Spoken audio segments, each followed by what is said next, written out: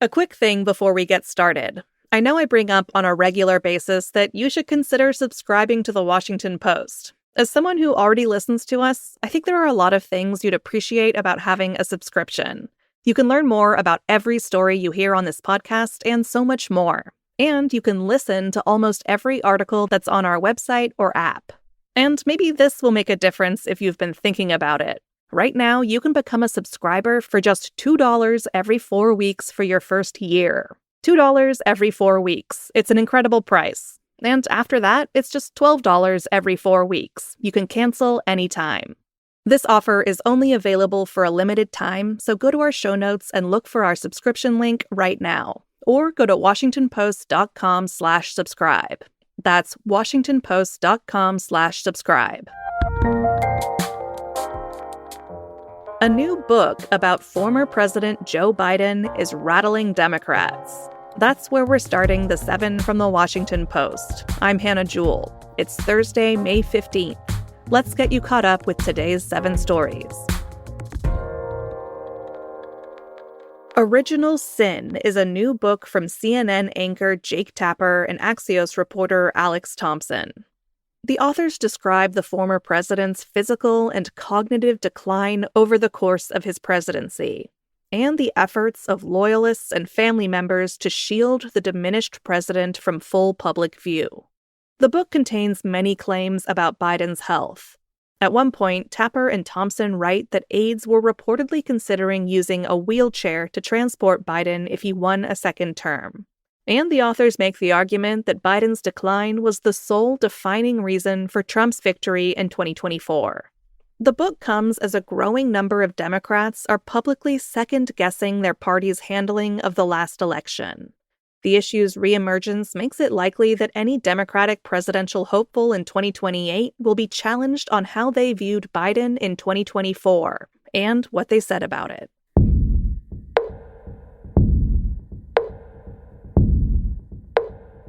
Trump's Middle East tour continues today in Qatar and the United Arab Emirates.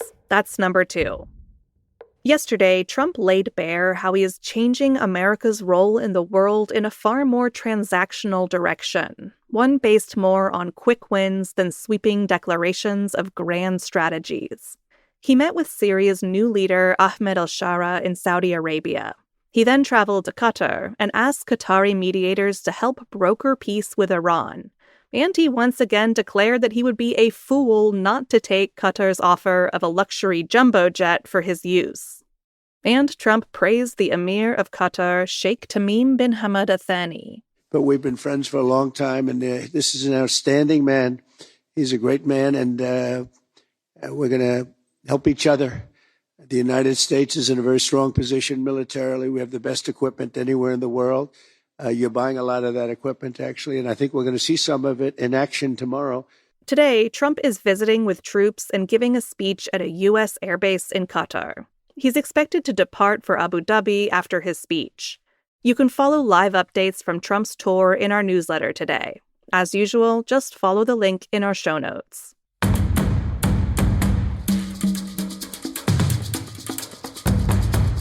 Number 3. The Supreme Court will review orders halting Trump's birthright citizenship ban. On his first day in office, President Trump signed an executive order attempting to end automatic citizenship for children born to parents who lack legal status. The 14th Amendment to the U.S. Constitution grants citizenship to almost all people born on U.S. soil. The children of diplomats are excluded. Today, the Supreme Court will take up the issue, but not directly. Instead, the Trump administration has asked the justices to lift or narrow orders imposed by 3 lower court judges. Those have blocked his policy from taking effect while its legality is tested in court. The court is expected to issue a ruling before its term ends in late June or early July.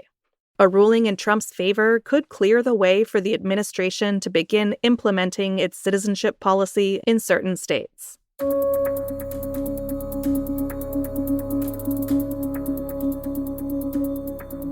Number 4. Cassie Ventura continued her bombshell testimony against Sean Diddy Combs. Cassandra Ventura, known as Cassie, is Combs's ex-partner. She's the star witness for the prosecution in his sex trafficking trial in New York.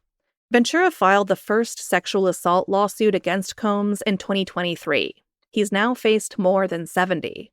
In her second day of testimony yesterday, Ventura described alleged rape, arson, and blackmail by the music mogul. Jurors were also shown explicit photos of freak-offs. Those are the drug and sex-fueled parties at the center of the prosecution's case against Combs. Today, Ventura is set to be cross-examined by Combs's defense team. We'll have live updates from the trial later this morning. You can find those on our homepage.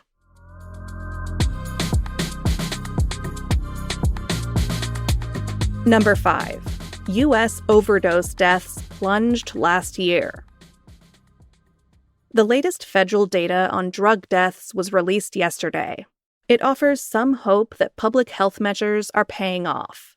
It's estimated that more than 80,000 people died from drugs in 2024. That's a decrease of nearly 27% from the previous year. And while the toll still remains unacceptably high, the significant drop is encouraging experts. Deaths from synthetic opioids played a role in the majority of drug deaths, especially fentanyl, which has fueled the overdose crisis during the past decade. But numbers tumbled by nearly 28,000 fatalities. The progress comes after drug deaths, which had been rising for more than a decade, soared to staggering levels during the coronavirus pandemic.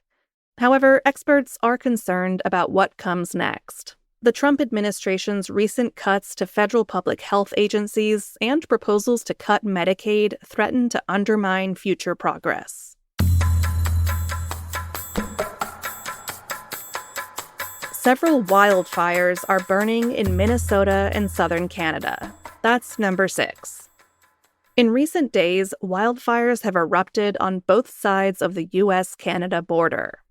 More than 30,000 acres have been scorched in northern Minnesota since the weekend. Forests and some structures have burned. The fires have been fueled by unseasonable heat. They've led to some evacuations in Canada. And burning through thick forest, the fires have also been belching out a lot of smoke. That's helped create poor air quality across the region. But today, a cold front will deliver cooler weather and increased chances of rain.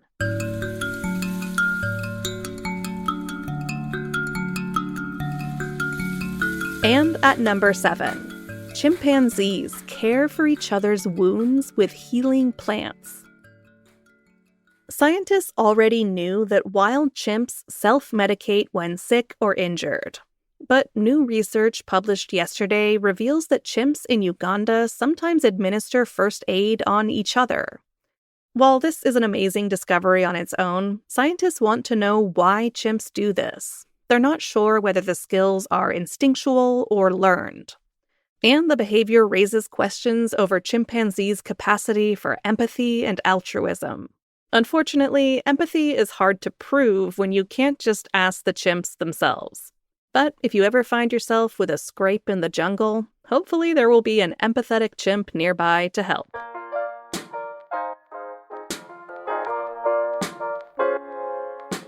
All right, you're all caught up. Before you go about your day, head over to our newsletter.